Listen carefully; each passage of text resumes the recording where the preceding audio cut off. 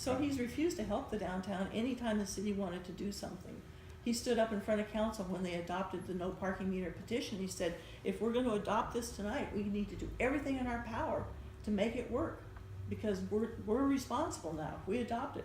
Well, they adopted it, and within a few months he was sending out emails that I got copies of saying this was ridiculous, that the Chamber of Commerce asked Chuck and the council to adopt the initiative petition, knowing that if they did that, they could change it, or if they let it go to a vote of the public, chances are they wouldn't change it for years and years. So they never intended to honor the no parking meter petition. They adopted it so they could change it. That and that's Chuck. leads into some questions.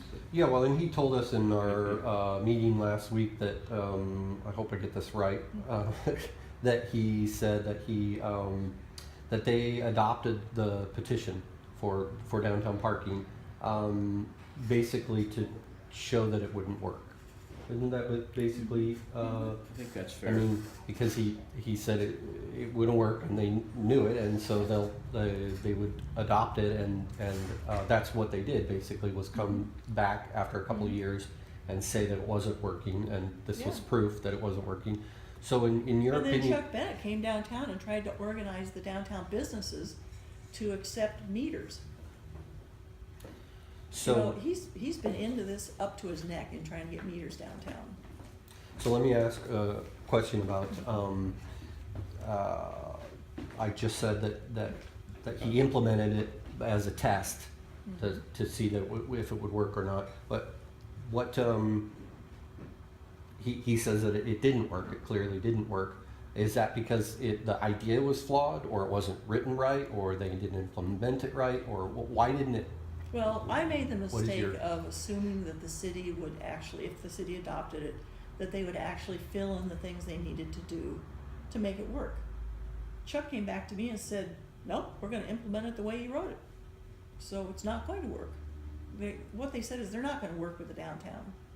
They're not gonna work with the citizens to make this a program that would work. You know, if they had come to me when I filed the petition and said, well, you know, could we talk about this? Could we discuss it? No, not a peep, not a word. So they basically preempted the ballot measure to prove it wouldn't work. Right. Mm-hmm. Yeah. That's how the city council works against the citizens. If 9,000 people sign a petition saying they don't want parking meters, why would the city council not respect that? And our council doesn't. They don't respect us. And what was the reason for doing the petition, or what instigated it? They had a downtown task force that came out with recommendations. I met with Chuck before the downtown parking task force started to work, and he said, he met with my husband and I said, don't worry. He said, I'm just positive that nobody's gonna vote for parking meters out of this, Carole, just relax. Well, I went to every meeting, and there were no citizens asked to speak to the task force except Jennifer Martin, who agrees with them that parking meters are needed downtown. She doesn't own property here, and she doesn't live here, and she doesn't own a business here. So parking meters are fine with her downtown. I knew I was gonna lose my train of thought on that one. Do you think they still want them? The city still wants them, yeah, because they're convinced they're gonna make money off them. We don't need them for parking for parking management. The revenue implications of parking meters are very murky. Yes, aren't they? Yeah. I mean, as an urban economist. Yeah. Well, Portland gave away their meters to a company who now rents them back to the city of Portland. Yeah, So that shows me that they're probably not profitable when a city runs them. They But gave them they're away still- and took them back. Well, they rented them back. They gave them away to a company. They may have sold them for a tiny bit of money, but basically Don't gave get them me away. started on privatization. Yeah, yeah. Do you remember who chaired that downtown parking task force? Chuck and the mayor. Because I asked him that, he said he did not chair it on Friday. Yeah, well, he told me that there would never be more than 3 staff people in the room because I was complaining that staff are running the city council. And he said, oh no, there'll never be more than 3 people in the room. You know, by the end there were 5 people, and the city manager was sitting right up next to Anna Peterson, telling her what to do and what to say. So everything he told us was wrong. So that's what instigated the parking petition. It was a unanimous vote at the parking task force, because all they listened excuse me, all they listened to were city staff, and city staff's mantra is, we need more money, we need more money. We have to So have more what money. was it, unanimous? It was a unanimous vote for parking meters, Okay. to recommend parking meters. So without waiting, because they were gonna take it to the council in the next meeting, I went down and filed a petition. So let's say you had been mayor back then, and whatever reasons they created the parking task force, Mhm. I assume it was complaints about the current system, or No. congestion, it was revenue, you're saying? Well, the city's hired a consultant every year. They paid $5,000 for a parking consultant every Yeah. year to come down and measure the parking. Well, what they find is that the congestion is high, but it's high because the city's not forcing the property owners, the business owners, the volunteers, the employees, and the jurors. They're not enforcing their law that prevents them from parking in the street. Those people have to buy a parking permit and either park in a private lot or in the parking garage. They cannot park legally on the street. But the city decided it's too hard to enforce that, so they just stopped. They stopped giving out the first ticket for an employee on the street or a business property owner volunteer. The first ticket's $100, the second ticket's $180, and every ticket after that's $250. Well, they had pretty much solved the problem when Jim Aiken was hired by the parking enforcement people. His sole job was to find employees parking on the street, and he did a good job. Oh, is that right? Oh yeah, he nailed people. But once Jim left, I think he sprained his ankle or something, and he was gone. And all of a sudden, the city decided they didn't want to put their money into that because really down the road, since 2006, the city has been forecasting the income that they're going to get from parking meters. Oh, yeah. So when Jim left, that was a perfect opportunity to stop enforcing it and just giving employees the same ticket they were giving everybody else, the $15. Now, here's overtime what we parking heard ticket. last week, that first of all, it is very difficult, almost impossible to enforce. We're talking about employee parking specifically. Employee parking only, Yep. right. Secondly, and here's it, something we can check out factually, that Judge Jane Aiken has ruled it, that they cannot enforce it, that it's an infringement somehow.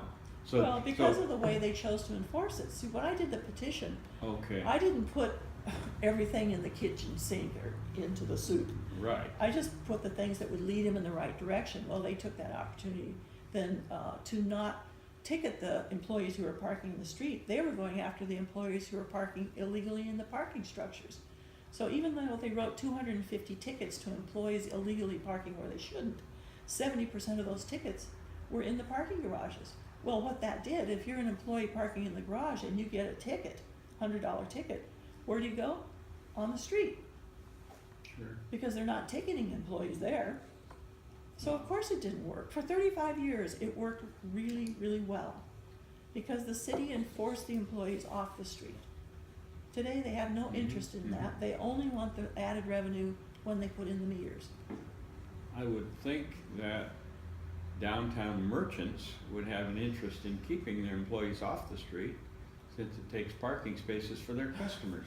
Or is that faulty logic? I think that, well, when I had a business downtown, I paid for, well, first of all, I offered them a And free they're bus pass. definitely willing to chip in because they know the parking problem is Well, partly there. Some maybe, some not. well, when I owned the business, I offered them a free bus pass first, and Sure. some of them took that. If they, had reasons they couldn't use that, then I paid for a parking permit. Wow. But my business made more money than most businesses downtown. I think a lot of business, not all of them, but a lot of businesses are really struggling downtown. Oh, no doubt. And they can't afford to pay for their employees' parking permits. And it's hard to hire a good employee and then say to them, oh, and by the way, I'm paying you minimum wage, but you have to pay $60 a month to buy a parking permit. You just took $60 out of their income. You can't get the best employees No. downtown as long as they have to do that. Then we get into So the they minimum don't wage. care. In fact, it's gone on so long that when the initiative petition got adopted and they put in free downtown all-day parking, I got nasty letters from, when they put in the 3-hour limits, I got nasty letters from people saying, what do you mean I can't park in the street? I pay the parking tax, and now you tell me I can't park in the street, can't park my own car? I'm paying for that. Well, they've confused the fact that the parking tax, what it did in 1974 is it replaced the revenue to the city from the penny parking meters that we took out Right. Plus, it was money to fund our downtown organization. It was never a tax that you paid so that you yourself could park in the street as a business owner. So it had gone on so long, people thought that that's where they should park. Because the Parking city, tax is applied to businesses downtown. oh yeah, businesses pay a tax, yeah, a big tax. Oh, I know that. So to clarify your answer to the Jane Aiken, the municipal judge, Well, and her, I think what she's saying is you don't know that that person's an employee. Because Yeah. for 35 years as an employer downtown, I got a letter from the city that I had to fill out all my employees' names and send it back to the city. If I didn't, there was a $250 fine. All To aid them in tracking them. right, the city then compiled those lists and cross-referenced each employee's name with DMV so that they got the registration of all the vehicles. did that include state workers? If they were parking downtown, yeah. If they were employed downtown, They were, not if they were from the state capitol. right, because that's I don't outside think of that the became a parking problem district. until Chuck Bennett opened his mouth and started saying, well, how are we gonna prevent all the state workers from parking down here all day long? Yeah, he did, Well, he did mention it that. was like a big invitation, Park So- downtown and walk to the state yeah. office. So I But asked, without knowing who is an employee downtown, by knowing their license plate numbers, Mhm. you can't effectively enforce it. Well, the city refused to put that $250 fine back in, and they said it's just on the honor system. Like that works with law, law enforcement. Yeah, volunteers. So about, I think it was like 16% of employers downtown sent their employee lists in. So then Chuck said, see, the downtown merchants don't want to have any responsibility in this. So if they don't want to take responsibility, the city will, and we'll put in parking meters. That was how the city orchestrated that. You know, giving people fines in the parkade was to push them out, those employees out on the street to further congest the street. I think, well, and then they took residents, downtown residents, off the street, or off the list of prohibited parkers.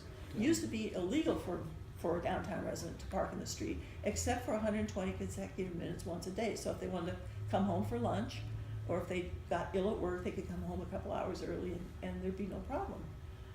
Well, once you did that, and now you've got over 100 and some units downtown, you've got about maybe 150 cars. We only have 1,200 or 1,100 parking spots on the street. Yeah, downtown. And they're all parking right in front of the building where they live, because the city allows that. They have to move every 3 hours now, but you know, if you're gonna make something work, really make it work. I've done economic consulting jobs in Salem, Silverton, and Portland. Mm-hmm. And my joke is that if you have to walk about 50 feet, it's too much in Silverton. If you have to walk over a block, it's too much in Salem.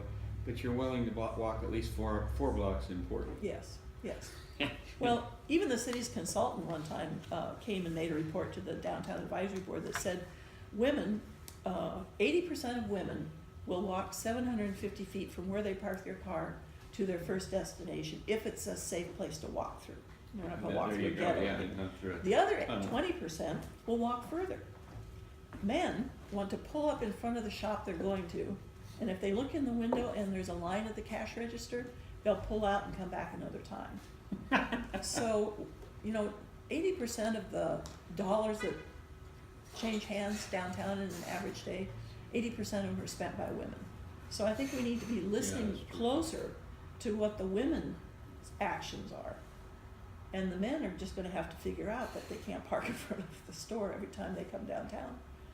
Wow. so I asked before we leave the parking issue, if you were mayor now or even before, how would you have done this? What's your Different. ideal parking? Well, not in the end result, but also the Uh-huh. process. Well, I think the process should have included more downtown people. On the parking task force, they specifically picked people who were in favor of meters. And there are people downtown that do want them. But they're not thinking of the whole downtown community. They're thinking of their own store. So like a furniture store that only needs to sell 3 or 4 things a day, they want parking right out front, and they want all the parking spaces empty downtown so that their customers can park right in front of them and load their furniture in, even though they deliver the furniture. And So there's they're not all that, 4 and meters. that's not that many a day anyway. Yeah, and like a jeweler who only needs maybe 1 or 2 sales a day, they want parking meters. And you're referring to the, Because their customers are gonna buy something really expensive and they're gonna pay Sure. the $1.50 to park. But a We're- restaurant or coffee shop, Yeah, they don't want parking meters. Well, we want parking meters if they're installed for the right reasons. If the downtown merchants are screaming, help us, then I think we ought to look at parking meters. If we change the downtown and put in that streetscape that the citizens designed a couple of years ago, Mhm. I think that would cause us to have meters because so many people would want to come downtown to show off the streetscape to their friends and relatives who come to visit and just come down and enjoy the environment. I think if we did that, we would actually need meters and they would be a benefit to the downtown. But to put them in just to raise revenue for the city will kill the downtown. boy, that effort got scuttled on the shoals of a chamber other Yes. conflict, didn't it? Yeah. Mhm. well, let's, anything else about parking that we want to Well, what would ask be or my say? vision of parking is that the downtown people control it. Okay, You know, we're the ones that it affects. So we're the ones that should say to the city when we want parking meters, when it's necessary to install them for parking management. so as mayor, how would you make that manifest? Well, I'd probably take most of the parking tax and give it to the downtown merchants, because part of why we pay it Find a solution. is, part of why we pay it is to have a downtown organization so we can all work together and create solutions. When the city took it all away in 2013, we haven't had any organization to belong to. And without an organization, without a hub, the citizens can't really be very effective in city government. If we all go down there, you know, at one time, you know, one of us shows up every meeting and says we need this, we need that, they're not gonna pay attention. They're only gonna pay attention if we can work together, and so far the city has worked very hard to prevent us from working together. And then they call us divisive when we don't wanna do what they wanna do.